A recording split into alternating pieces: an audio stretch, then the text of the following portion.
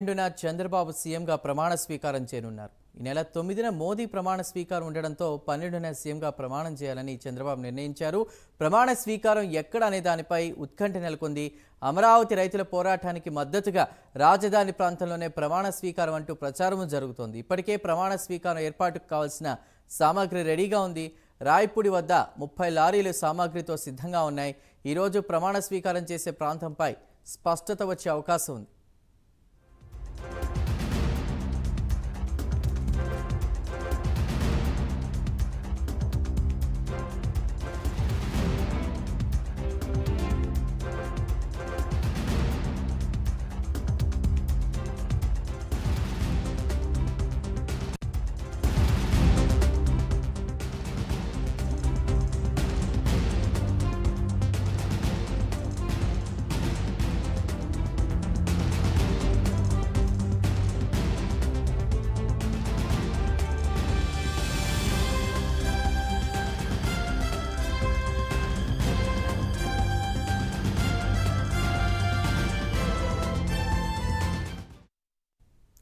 ఈ నెల 12 అంటే జూన్ 12 చంద్రబాబు సీఎంగా ప్రమాణ స్వీకారం చేయనున్నారు.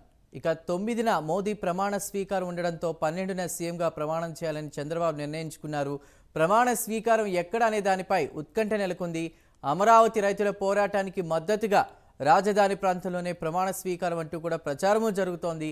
అయితే ఇప్పటికే ప్రమాణ స్వీకారం ఏర్పాటుకు కావాల్సిన సామాగ్రి అంతా కూడా రెడీగా ఉన్నట్టు తెలుస్తోంది. రాయపూడి వద్ద 30 లారీలు సామాగ్రితో సిద్ధంగా ఉన్నాయి. అయితే ఈ రోజు ప్రమాణ స్వీకారం చేసే ప్రాంతంపై ఒక స్పష్టత వచ్చే అవకాశం ఉన్నట్టు తెలుస్తోంది.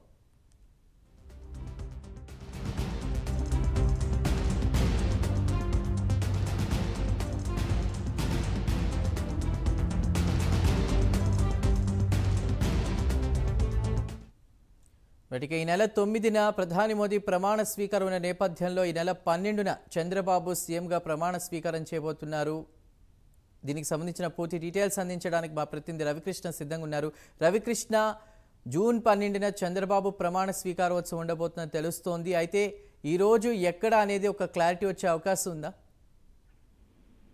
అంటే చందు, ఏదైతే ప్రమాణ స్వీకారానికి సంబంధించి మాత్రం విభిన్నమైనటువంటి వార్తలు అయితే వస్తున్నటువంటి పరిస్థితి కనపడుతుంది. ఎందుకంటే రాజధాని ప్రాంతంలో ఉన్నటువంటి రైతులు గత 5 సంవత్సరాల నుంచి కూడా వాళ్ళు అమరావతి ఏకైక రాజధానిగా కావాలని చెప్పి వాళ్ళైతే మాత్రం పెద్ద ఎత్తున కూడా ఉద్యమించిన పరిస్థితి అయితే ఉంది. ఈ నేపథ్యంలోనే అఖండ విజయం సాధించిన తర్వాత టీడీపీ పార్టీ అక్కడ పరిస్థితి ఏ విధంగా ఉందంటే అమరావతికి సంబంధించినటువంటి ఉద్దండరాయునిపాలెం అంటే ప్రధాని మోడీ అక్కడ రాజధానికి ఆయన శంకుస్థాపన చేశారు. అప్పుడు ఉన్నటువంటి నాయకులతో కలిసి శంకుస్థాపన చేసిన పరిస్థితి ఉంది. అక్కడ కానీ లేకపోతే అక్కడ ఉన్నటువంటి రాయపూడికి సంబంధించి కానీ అక్కడ ప్రమాణ స్వీకారం చేస్తారని తెలుస్తూ ఉంది. అదే విధంగా కూడా ఒకవేళ అక్కడ మిస్ అయినట్టయితే మాత్రం ఇక్కడ గతంలో 2014 సంబంధించి 2014లో ఎక్కడైతే నాగార్జున యూనివర్సిటీ ఎదురుగా జరిగే ప్రమాణ స్వీకార కార్యక్రమం అయితే చేశారు. ఈ ప్రమాణ స్వీకార కార్యక్రమం అక్కడే జరగచ్చనే అయితే మాత్రం తెలుస్తూ ఉంది. దీనికి సంబంధించి